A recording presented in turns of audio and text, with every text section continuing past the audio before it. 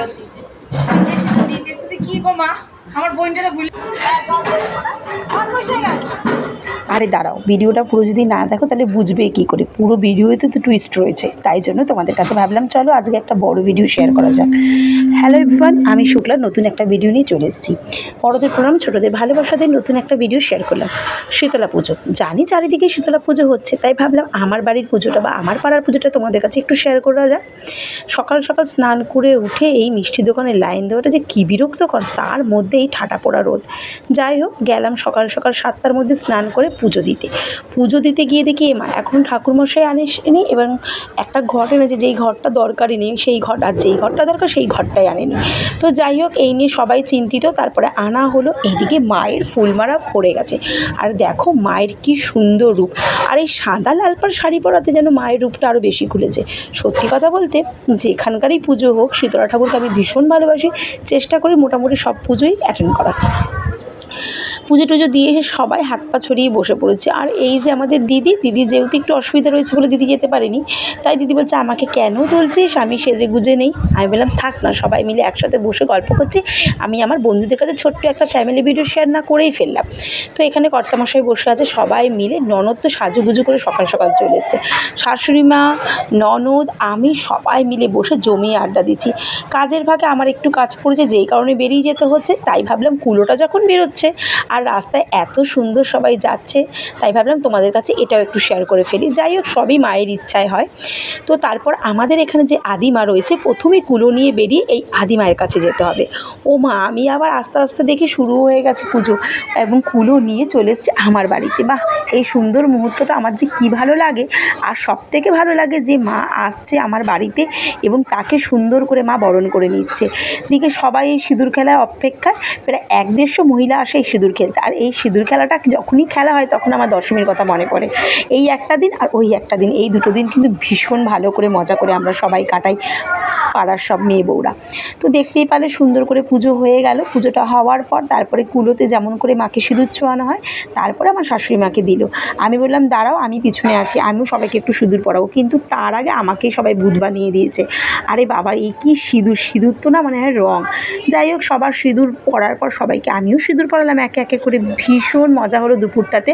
আর তার সাথে সাথে আমার ননদরাও সব এসে গেছে সিঁদুর পরার জন্য। তা প্রত্যেকটা ননদকে সিঁদুর দেবো বলে থালাটা তাড়াতাড়ি করে রেখে চলে গেলাম ননদদের সিঁদুর মাখানোর জন্য। অন্যদিকে আমার মেয়ে ক্যামেরা ধরে আছে বলে বিরক্ত, ও মা আমি আর পারছি না, আমি এবার ওপরে যাব, ভীষণ রোদ বাইরে। তো সবাই মিলে ভীষণ মজা করছে। ওই যে তোমাদের বললাম যে সিঁদুর আমাকে মাখাবেই, তো যেহেতু আমি বাড়ির ছোটো বউ, তাই জন্য সবাই মিলে সিঁদুর মাখিয়ে আমাকে ভূত করে দেওয়ার মতন অবস্থা। আমিও প্রত্যেক মানে কাকিমাদের কেউ সিঁদুর পরিয়েছিলাম, প্রত্যেকেই মানে কাকার বউ আর কি বলা চলে। তো যাই হোক, ছোট্ট করে এই ভিডিওটা এই কারণেই শেয়ার করলাম, খুব ভালো লাগে সুন্দর সুন্দর মুহূর্তগুলো তোমাদের কাছে শেয়ার করতে এবং দেখাতে। তো জানি তোমাদেরও পাড়ায় পাড়ায় এই শীতলা পুজো হয়। তারপরে এই ছোটো ননদকে সিঁদুর মাখিয়ে দিলাম, ও আমাকে মাখিয়ে দিল। তারপরে একে একে সবাই মিলে বাড়ির দিকে রওনা দিলাম। তারপরে বাড়িতে এসে দেখি কী কাণ্ড, সেই কাণ্ড তোমাদের কাছে না বললেই নয়। তো দেখতেই পাচ্ছ, গলায় পর্যন্ত আমার সিঁদুর মাখা রয়েছে, মানে যে যেভাবে পেরেছে সিঁদুর মাখিয়েছে। তারপরে আমার ননদিনী চলে এসেছে, মানে আমার বড় ননদ, যাকে একটু সিঁদুর না পরালেই নয়, কারণ সেই মুহূর্তে সে ছিল না, তাকে একটু সিঁদুর পরিয়ে দিলাম। এদিকে আমার বরকে শাশুড়ি আয় তোকেও একটা টিপ পরিয়ে দিই। এই নিয়ে হাসি মজা ঠাট্টা মিলেমিশে আনন্দ করে দিনটা কাটলো। তারপরে একসাথে বসে সবাই খেতে বসে ভীষণ মজা হয়েছিল। কেন, ওই যে পান্তা ভাত, যেটা আমার একদমই পছন্দ না, কিন্তু আমার যা বলছে তুই খা, কম বেশি খা, আমার দেখার দরকার নেই, যে না খাবে খাবে, আমি বেশি করে খাবো, আমি একটা ভাত নিয়ে বসবো। ও ভীষণ ভালো খায়। যাই হোক, তো পান্তা ভাতে যেটা করেছিল, কাঁচা লঙ্কা রয়েছে, গন্ধরাজ লেবু রয়েছে, নুন, কুমড়ো ভাজা, আলু ভাজা, বড়া ভাজা, আর রয়েছে ডালের বড়া। এই তরকারিটা মানে স্পেশাল করে দিদি, এই তরকারিটা সবই রান্না দিদি করেছে, আমি কিছুটাই করিনি। তো সত্যি কথা বলতে দিদি যেই জিনিসগুলো করে, সেই জিনিসগুলো সত্যি খুব ভালো করে এবং খুবই টেস্টি হয়। তো ওই যে বলে না, এটা একটা প্রসাদ। হ্যাঁ, সত্যি কথা বলতে তুমি দেখবে যেমনই হোক, এই জিনিস খেতে যেন একটা অপূর্ব স্বাদ লাগে।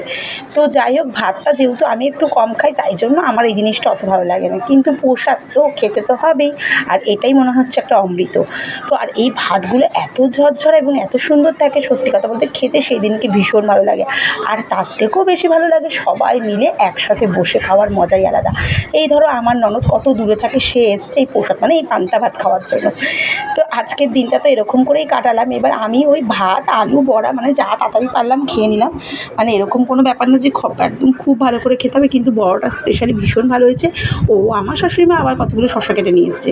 তো সব মিলিয়ে মিশিয়ে ভীষণ মজা করেছি, আনন্দ করেছি। আর ওই যে সবাই যখন একসাথে হয়, সুখ দুঃখ হাসি মজা সারা বছরের যা গল্প থাকে জমানো সব একভাবে শেয়ার করা।